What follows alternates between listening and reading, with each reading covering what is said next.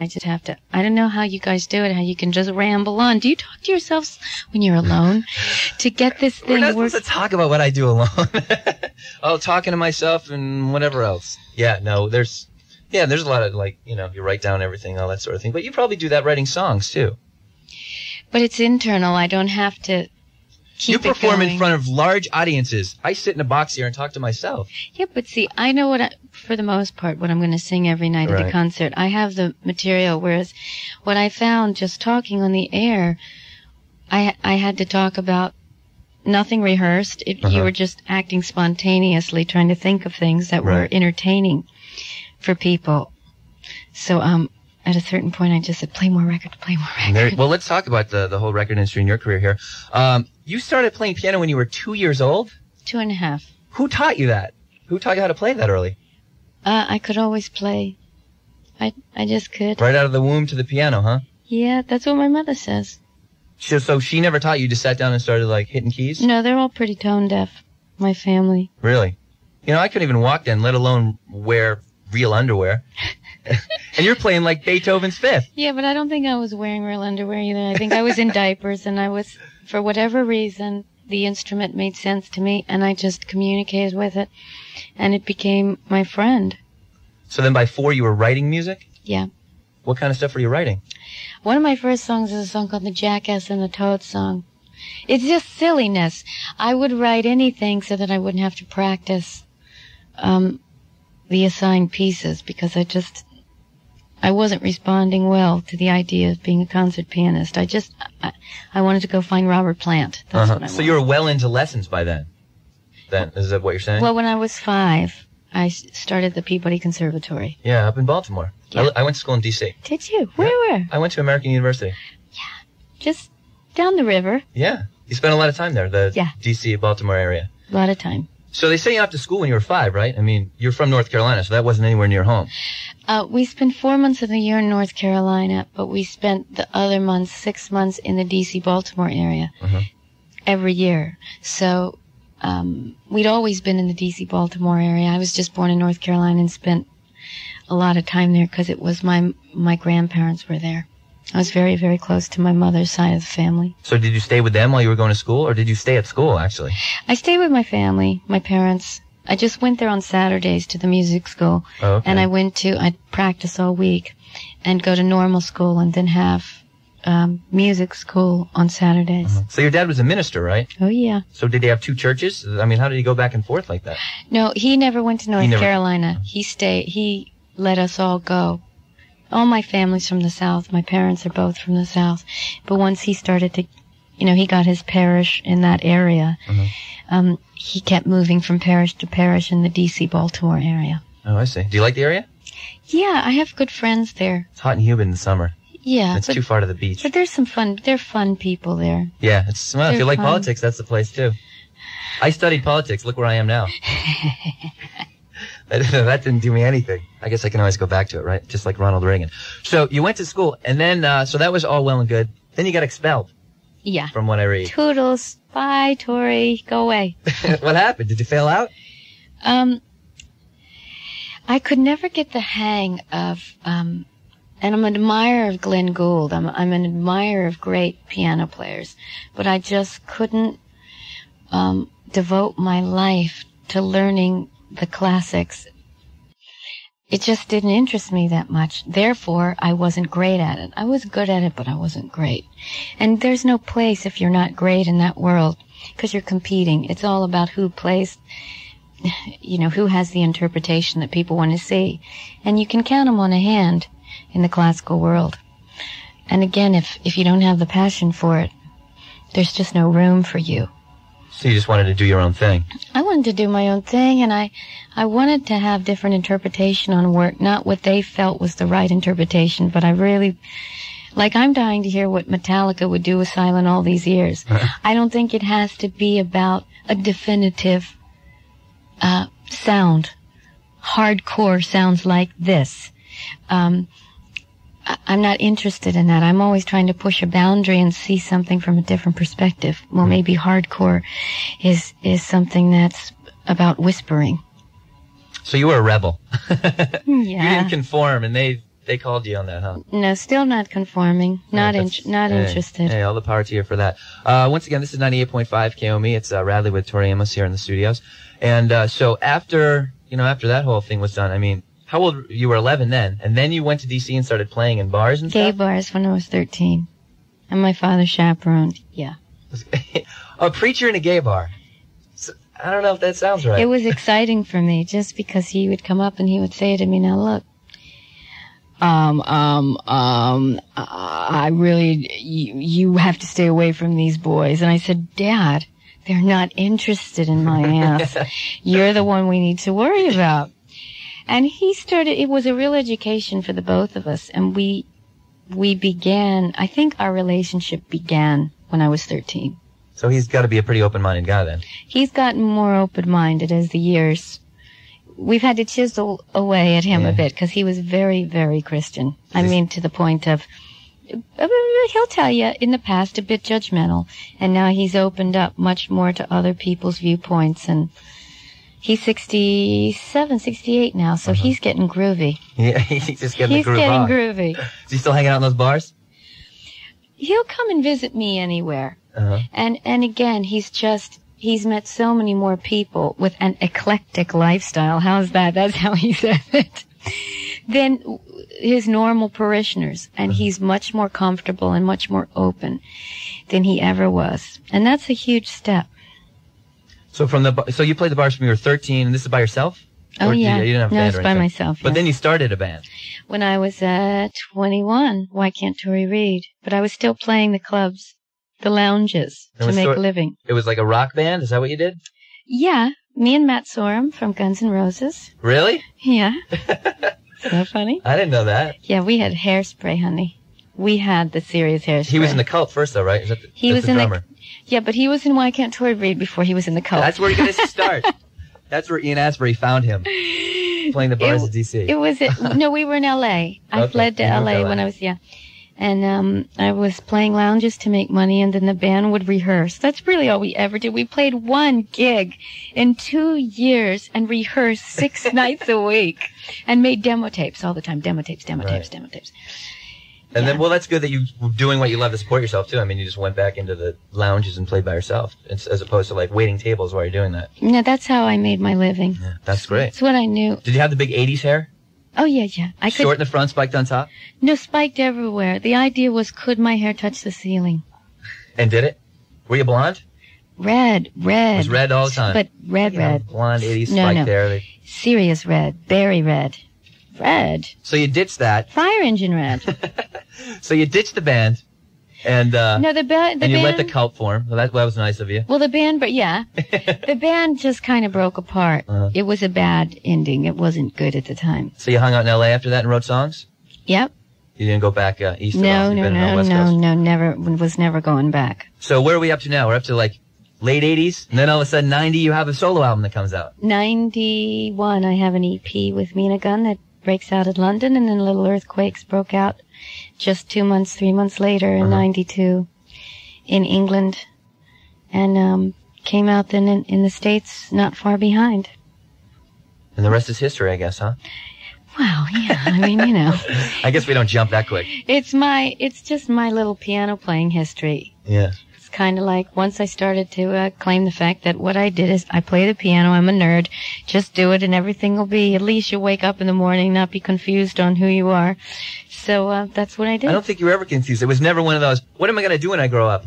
I'm going to play the piano. No, but I ditched the piano during that whole 80s time to the point of instead of developing it like I hope I've done since then, when everybody told me this piano thing's never going to work, after a few years, they beat me down, and I listened to them, and I doubted what I did. So I said, well, I'm going to ditch this then. And that's when it fell to pieces. Well, you certainly picked yourself back up well. Everything's going along. Everything's definitely moving along for you. Speaking of them not, thinking that you should be doing piano, how about we do some piano now? Yeah. Want to play? Yeah, can I give you this? You can give me this microphone. I think we'll shut this one off and turn on your other one. What are you going to play? I'm just in the mood to do this. This is off the new record. It's called Doughnut Song. Okay.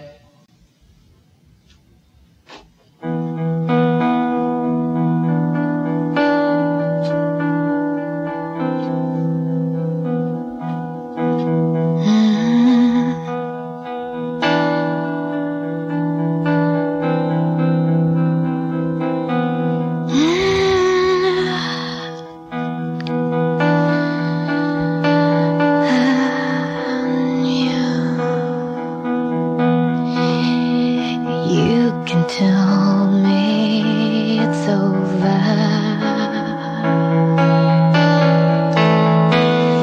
You can tell me it's over.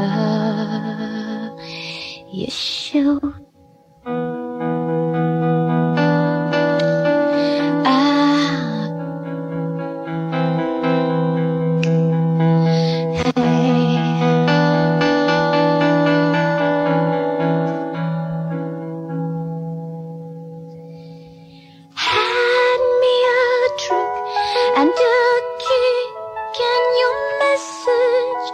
You'll never gain weight from a door.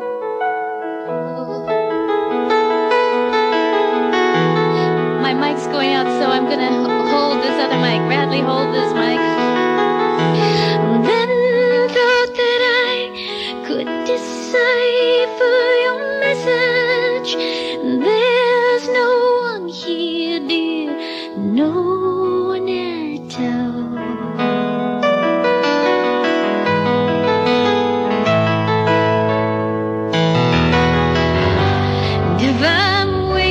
All your time this time. I think you never learned to take. And if I'm hanging on to your shade, I guess I'm way beyond the pain.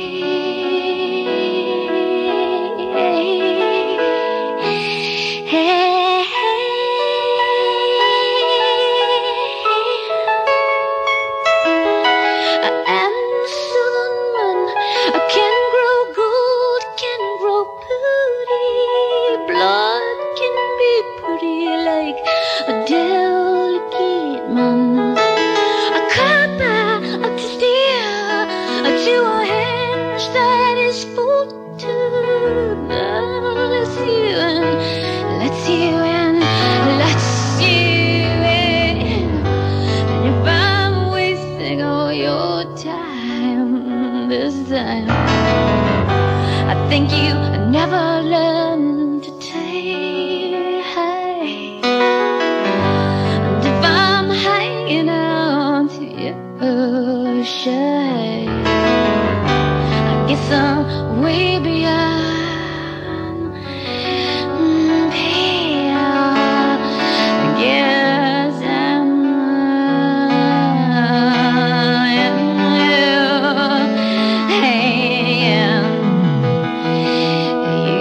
tell me. You can tell me it's over. Oh, yes, you can. You can tell me you're over. You should. You can. You can. You.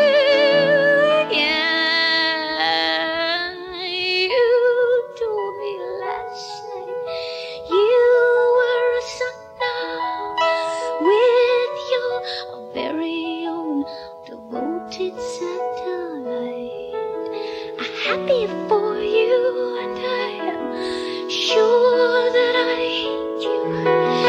Two sons, too many able fires. Yes, you've been wasting all my time this time.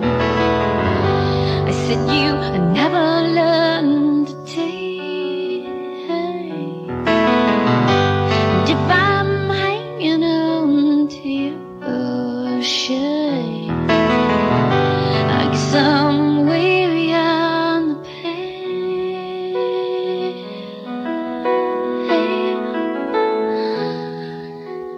Hand me a drink and a kick and your message. You'll never gain weight from a doughnut hole. Oh, that was great. Wish you could hear all the people in there clapping too, but they're behind a window. Here's your microphone back. Sorry, we had a moment of funniness. My other mic went out, so thank you for holding this microphone. I make a great mic stand if all else fails. This is New Rock 98.5 KOME. It's Radley in the studio live with Tori Amos. Just played something from the new CD, Boys for Pele, which is out now. People can get it. Yeah. People better go buy that. Well, they can if they want. It's there. Yeah, you'll beat them up if they don't. So tell me about your relationship with Trent Reznor. What would you like to know? How'd you get to know him? We met a few years ago. Just randomly? Just through messages. He would say something to somebody I knew, and I'd say something to somebody he knew. And we kind of set up a little hangout meeting, and I asked him to sing on Past the Mission, and he agreed, and then we became friends. That's great. So then this CD that you did now, you recorded some of it in Louisiana. Was it New Orleans? Yeah. So at his house? No, he's still building his studio. Oh, he is? But out of the funeral home down there? Yeah, is that what he's doing? That's what I hear he's doing, yeah. I mean, the thing is, a lot of different people kind of show up on the record, different friends who've inspired me, and Trent inspired me. So when people ask me about it, it's kind of like some people come into your life and wave hello, and they affect you, and it comes through in my music. And then some people, I guess, you go in and out of people's lives as well. And this album is about like the separation of somebody in your life, right? Yeah. We separated on the Under the Pink tour. He has worked on a lot of the records. He produced the last one with me, Under the Pink record, and produced some on Little Earthquakes. And I think that was a real traumatic shock. It's like half my body walked out the door because we were so much one person. We'd been together for so many years. Yeah, 8 years or something, right? Yeah, 7.5. And so when we separated, what happened was, I think I just tried to fill that void with many, many, many different, all sorts of things. And that's when the record started to get written, because I would just do things trying to fill the void that were degrading. I was trying to find my fire. I was trying to find this life force, this flame. But when a soulmate is not in your life anymore, it's kind of it's shocking. It's just especially for all that time where you think it is your soulmate, and then is that your soulmate that walks out the door, or is it maybe it wasn't? Well, I think there's more than one soulmate. I still think Eric is a soulmate. I also think there are other soulmates without question out there. It's not about who ranks where, but different people. This is the thing that's been, I was just talking to a friend of mine about the idea that you grow up and you're going to find that one person that's just going to blow your socks off. Well, what I'm finding is, there's that person, but then there's somebody that affects you in a different way, but still affects you. And that's what I'm having to get over, the idea that it has to be one way, this limitation anyway of how a relationship has to be, instead of maybe there are different people that come in and out of your life. And that's okay too. My heart's just having to adjust to it all. How long ago did this all end? Obviously before you wrote the album. 1.5 years ago. So now you ended up producing this one on your own. Yes. And so everything I read is like, she's delved into the dark side of herself, and all the things that supposedly that you couldn't reach before have come out, I guess. Yeah, I think when you separate, some people say they go and buy a new wardrobe. Well, what I did was kind of go into the closet where things were hidden, and that I wouldn't let come out before. And so I was on my own after we separated for a little while. And again, like I told you, I did stuff to create messes for myself. And that's how the record, So That Blood Roses and Professional Widow and these different fragments of myself came to give me this fire, to give me this wholeness of womanhood that I was trying to get through the men in my life. There are definitely fires in those songs. I've listened to all those songs. Blood and Roses, specifically. Are you bitter towards the whole thing? Not bitter. Sometimes my heart's sad. Sometimes I feel this incredible freedom. And I don't know what's happening from one day to the next as far as what does my life hold on a personal level? I do know that they're wonderful people that I'm meeting, and again, it's very different than years ago when it was, this is it. I will be with Eric for the rest of my life, blah, blah, blah, blah, blah, blah, and end of story. Instead of now, I'm kind of open to where the story will take me, and the story takes me to different places all the time. It's more exciting every day, too. But I don't know if I'd rather, if I was a guy, if I'd rather take The Wrath of You or Alanis. I don't know, two of the songs written about men, Alanis Morissette. Yeah. The bitterness coming out of her, too. But you gotta know, I think, it depends. I can't speak for her. I can only speak for me. There's wrath that comes over on this record. And sometimes it's well deserved. Sometimes I'm angry at myself for letting myself do things to myself. Nobody made me stay there. Right. And I'm not just speaking of Eric, but wherever there was when I'm singing about it on the record. But there are also big chocolate hearts on the record. I mean, there are moments like in Hey Jupiter, and there are moments when you know that there's a lot of love there. We just kind of all disagreed with each other, but that doesn't mean there isn't love. There's a lot of deep love there. Well, there's a lot of love here for us and your music. So you're doing this. You like that segue? That's what you learned being a DJ, you know. Very good, Bradley. And so you're doing this radio station just promotional tour now, right? Yeah, cruising around, hanging out, just having a little chat. Nice life. Can I come with you? Do you really want to come with me? I'll leave all this behind in a heartbeat. My bots are standing right here. You guys don't mind, do you? Yeah, they're going, toodles, Radley. Yeah, see, have fun with Tori on the road. So when are you going to come back and play live? The tour starts in America. We start the whole tour in 2 weeks, February 23rd. In Ipswich, England. Okay. Ipswich. You're huge over there. You're big in England. I've heard these stories. I've never been there. I do all right there. I do all right here. It's no complaints. I kind of run the turtles race. I just take my piano, we go from town to town, and whoever shows up, and then we go to the next town. It's very much like the traveling circus. So we show up in San Jose from what I'm getting around June, because we start the American tour first week of April in Florida, and the trucks move north, and then we make our way west. So we should be here in June. Great. We look forward to that. And your CD's out. People should get it. You going to do another song off it? Yeah, I'll do another song. Will you hold my microphone now? I will hold your microphone. This is a good idea, don't you think? I don't think the other one's working yet. No. Okay. Come on. It's you and me. We're moving from the couch now. We're going to the piano. This is Radley and Tori Amos. This is 98.5 KOME San Jose. And what are you going to do? What song?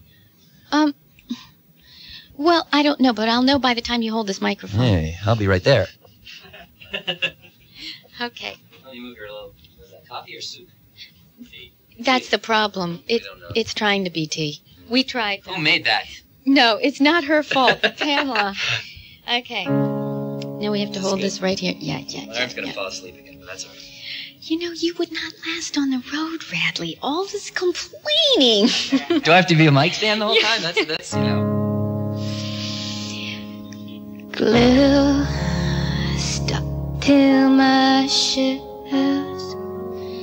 Does anyone know why you play with an orange rind? You say you packed my things and divided what was mine. You're off to the mountain top. I say her skinny legs could use soon, but now I'm wishing for my best impression of my best Angie Dickinson. But now I've got to worry, 'cause boy, you still look pretty when you're putting the damage. Yes, when you're putting the damage on, take it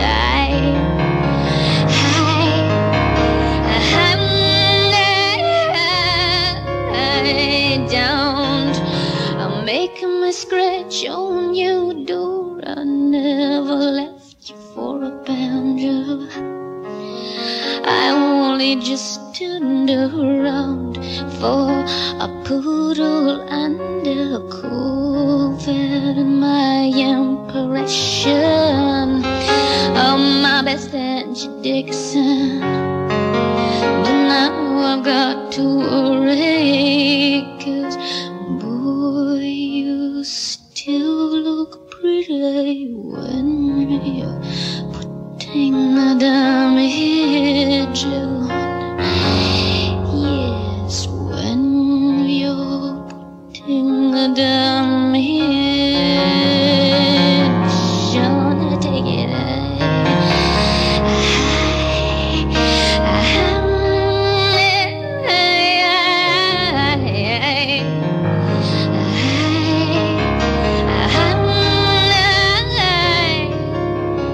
Trying not to move, it's just your ghost passing through. I said I'm trying not to move, it's just your ghost passing through.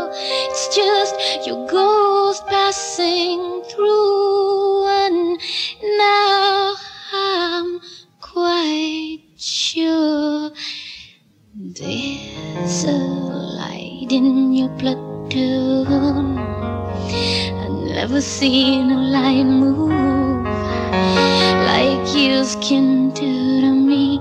So now I'm wishing for my best impression of my best Angie Dickinson. But now I've got to worry, 'cause boy, you still look pretty to me. But I've got a place to go, I've got a ticket to your nature.